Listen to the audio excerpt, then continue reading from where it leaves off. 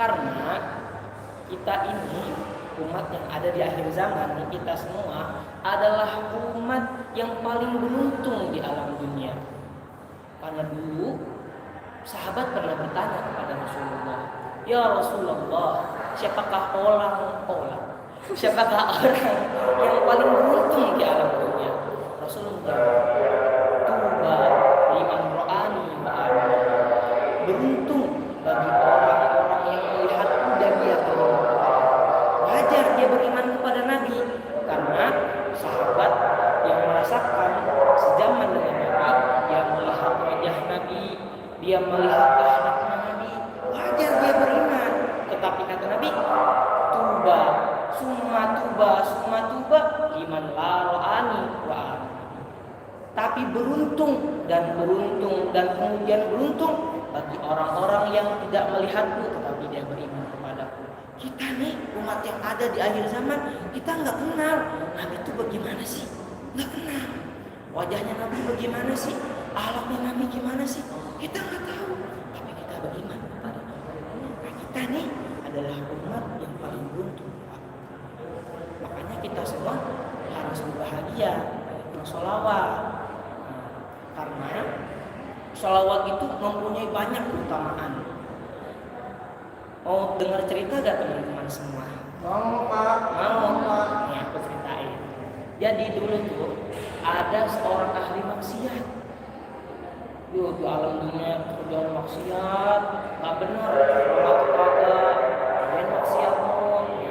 Ketika dia wafat, dia punya teman kan, punya teman nih, punya sahabat.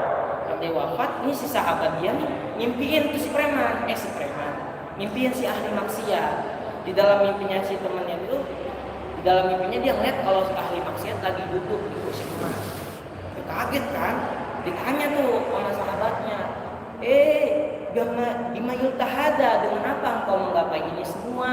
Aneh kan kenal ente di dunianya tukang maksiat, kok ente bisa duduk di kursi emas kayak begini? Jawab sama si ahli maksiat. Kata ahli maksiat apa?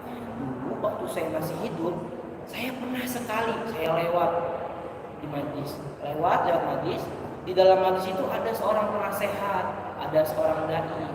Dia bilang begini, barang siapa orang yang lantang suaranya bersolawat ketika mendengar nama Nabi disebut, maka Allah ampuni dosa dia, Allah hapuskan dosa dia, dan Allah masukkan ke dalam surganya.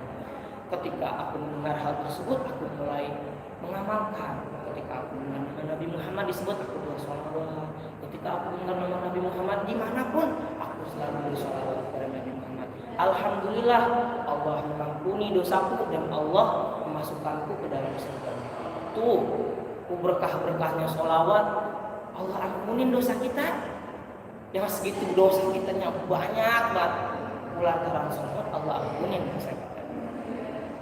Di dalam ayat Al-Quran aja nih, innallaha wa malaikatahu yusalluna 'alan nabi.